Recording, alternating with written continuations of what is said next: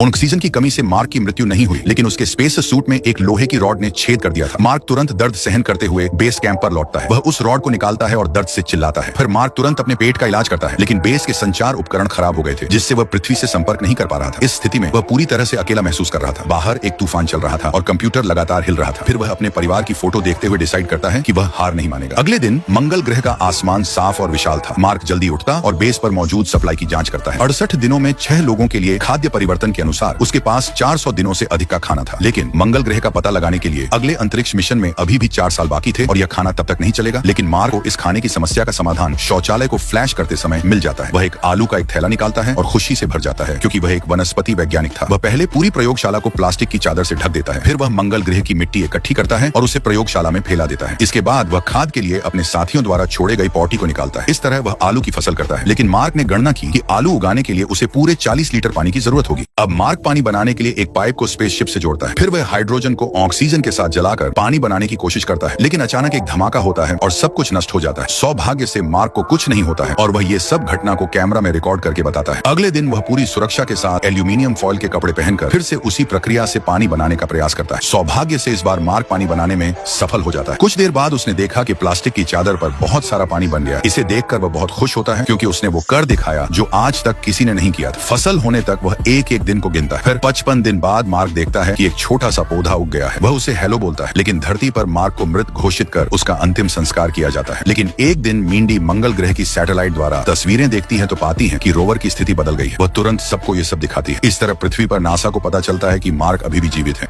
Mark को जिंदा धरती पर वापस लाने का विंसेंट मीडिया से वादा कर तो देते हैं, लेकिन उन्हें खुद नहीं पता कि जिंदा धरती पर कैसे वापस लाया जाए। अब जब वादा कर दिया तो मार्क को बचाना एक पूर्व निष्कर्ष बन जाता है। फिर वे सबसे पहले मार्क के लिए खाना भेजने का फैसला लेते हैं, लेकिन एक अंतरिक्ष यान को बनाने में लगभग 6 महीने लगते हैं और जब तक ये मंगल ग्रह पर पहुंचेगा तब तक शायद मार्क भूख से मर चुका होगा। लेकिन उन्हें क्या पता कि मार्क ने पहले ही बड़ी मात्रा में आलू की फसल कर ली है। मार्क द्वारा लगाए गए आलू से भरपूर पैदावार हुई है, पूरे 400 पौधे। वह बड़े आलू को खाने के लिए कलेक्ट करता है, जबकि छोटे आलू फिर से फसल उगाने के लिए दफन कर देता है। फिर मार्क सोचता है कि उसे स्पेस एजेंसी से संपर्क करना चाहिए। तभी मार्क को 1997 में मंगल ग्रह पर भेजे गए पाथफाइंडर की याद आती है। वह जल्दी ही मैप के उसकी लोकेशन देखता है और ढूंढने के लिए निकल जाता है। इस बीच पृथ्वी पर अंतरिक्ष एजेंसी को भी उपग्रहों के माध्यम से मार्क की इस गतिविधि का पता चलता है। मार्क की इस गतिविधि का पता लगाने के लिए मिंडी एक नक्शा निकालती है और उसे उस दिशा में नापती है जिस दिशा में मार्क जाता है। अंत में पता चलता है कि मार्क क्या कर रहा था। अब मार्क क्या कर रहा था पता चलने के बाद वह जल्दबाजी में गोदाम में गया और पाथफाइंडर की नकल देखता है। उसी समय मार्क को पाथफाइंडर भी रेत में मिलता है। फिर मार्क पाथफाइंडर को प्रारंभ करता है और थोड़ी देर बाद पाथफाइंडर का कैमरा चलने लगता है, क्योंकि वह पृथ्वी के पाथफाइंडर के कैमरे से कनेक्ट हो जाता है। हालांकि संचार प्राप्त करना बहुत कठिन साबित होता है, लेकिन मार्क इसका समाधान निकाल लेता है। वह कुछ सफेद पट्टियां कलेक्ट करता है और फिर उन पर अंग्रेजी में एक मैसेज लिखकर कैमरे के सामने रख देता है। मार्क के मैसेज का जवाब देते हुए मंगल ग्रह पर कैमरा घूमने लगता है। इस प्रकार मार्क सफलतापूर्वक अंतरिक्ष एजेंसी के साथ संपर्क स्थापित करता है। संचार की दक्षता बहुत धीमी होती है, क्योंकि प्रत्येक तस्वीर को प्रसारित करने में आधे घंटे का समय लगता है और एजेंसी केवल हाँ या नहीं के साथ जवाब दे सकती है। सामान्य रूप से संवाद करने के लिए मार्क एक वर्णमाला चार्ट बनाता है और इसे पाथफाइंडर के चारों ओर रख देता है और इससे संपर्क करना आसान बन जाता है। लेकिन जब धरती पर लौटे रहे मार्क के साथियों को पता चलता है कि मार्क अभी भी जिंदा है तो वे बहुत दुखी होते हैं, क्योंकि उन्हें लगता है कि वे उसे जिंदा छोड़ आए। लेकिन सौभाग्य से जब से मार्क अंतरिक्ष एजेंसी के संपर्क में आया है, उसके हौसले दिन ब दिन सुधर रहे हैं। मार्क लाइव स्ट्रीम करके आलू की फसल को दिखाता है, लेकिन उसी दिन मार्क जैसा ही दरवाजा बंद करता है